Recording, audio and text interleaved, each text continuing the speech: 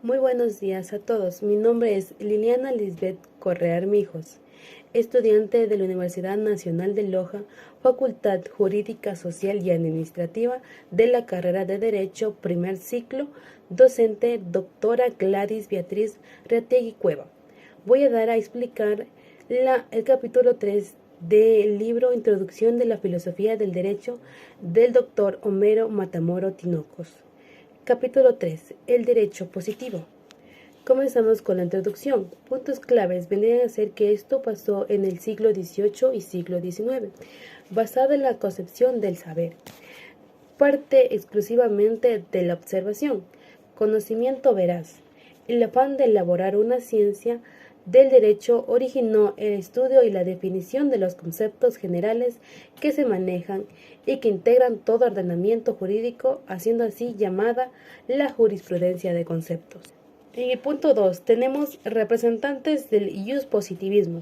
Como primer representante del positivismo francés tenemos a Auguste Comte, considerado como el fundador del positivismo. Estudió en la Escuela Politécnica de París y sus obras principales son Los Cúpulos, Curso de la Filosofía Positivista, Sistema de la Política Positivista y Tratado de la Sociología. Después le sigue Francisco Guény, 1871-1938. Francisco Guény, jurista francés, se destacó por su postura formalista jurídica frente a la escuela de la exégese que seguía el Código de Napoleón. Guény argumentó que el derecho positivismo, basado solo en la ley escrita, era insuficiente. Ahora hablaremos sobre el positivismo inglés. Se ha señalado como rasgos característicos de este positivismo 4 puntos.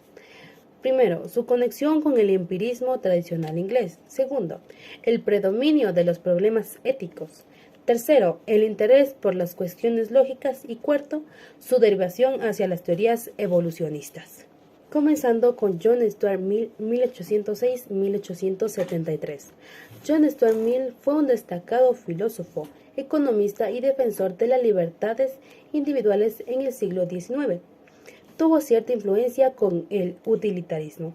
El utilitarismo, una teoría ética que aboga por maximizar la felicidad y minimizar el sufrimiento, no siempre se alinea perfectamente con el positivismo legal. Ahora con Heriberto Spencer. Su obra principal fue El sistema de la filosofía sintética. Basa su filosofía en la experiencia, tomando como principio rector la universificación del concepto de evolución que aplica a la realidad material y espiritual, conocimiento y moralidad. Tenemos también a Carlos Darwin, 1808-1882, autor de la Teoría biológica de la evolución, donde trata de dos temas: el origen de las especies mediante la selección natural y el origen del hombre. Establece la formulación de una especie de otra. La evolución biológica obedece a dos principios: la lucha por la existencia y la adaptación al medio. Ahora hablaremos sobre el positivismo alemán, representado por Louis Feuerbach. Luis afirma que el desenvolvimiento del espíritu es el resultado de la lucha de la actividad humana contra la resistencia de la naturaleza. Todas las ideas son productos de una necesidad, inclusive Dios. Es una idea creada por el hombre, según el ideal de sus propias necesidades. Ahora con Rudolf von Hegering, 1818-1892. Uno de los principales teóricos de la jurisprudencia de conceptos. Su obra más representativa es El espíritu del derecho romano, 1852-1865, y su artículo Nuestro propósito, 1852-1865. La ciencia jurídica positivista adolecía de un grave defecto metodológico.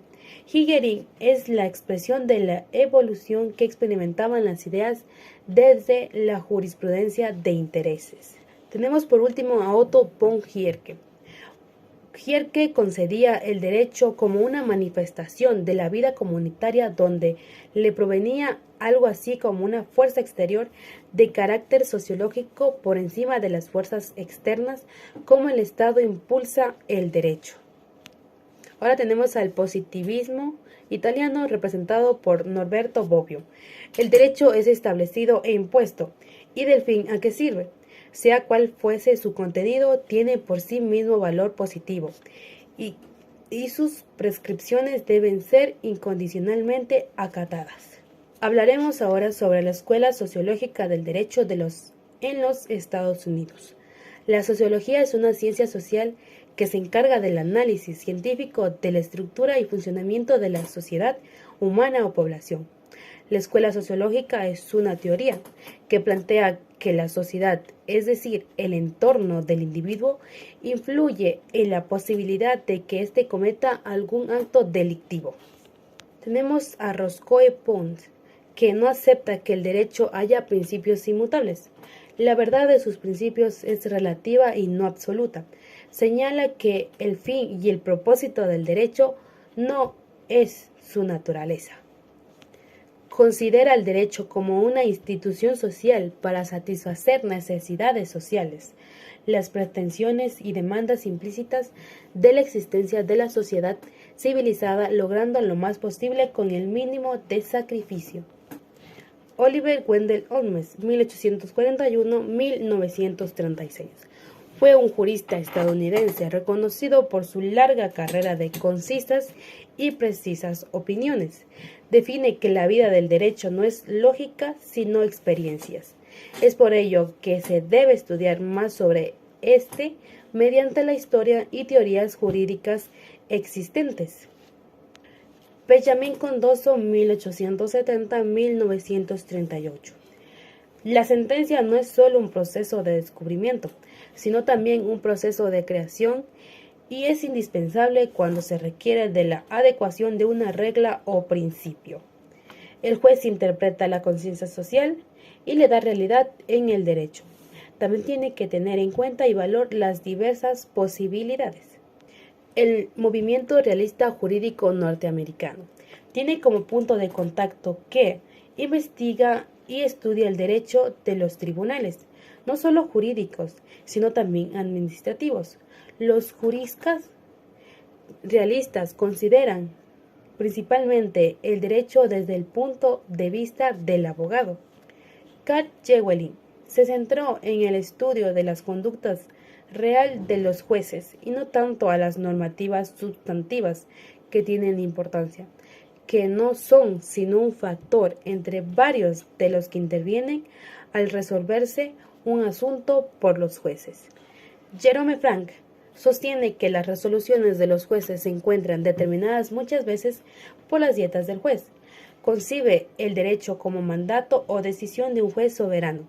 La sentencia de un tribunal es algo muy inseguro e impredecible.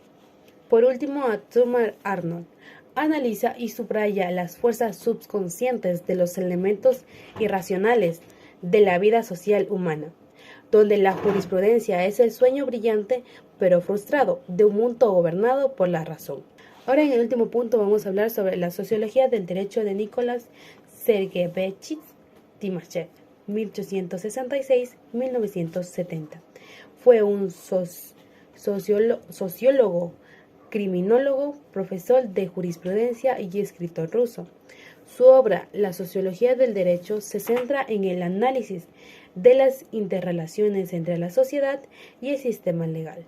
Entiende el derecho como una combinación de poder y ética. El poder es la imposición de patrones de conducta mediante la dominación, y la ética es la realización de patrones mediante la convicción del grupo. Damos así por concluido este capítulo 3 del derecho positivo, y agradezco a todos ustedes por prestar su respectiva aceptación a este capítulo. Muchas gracias.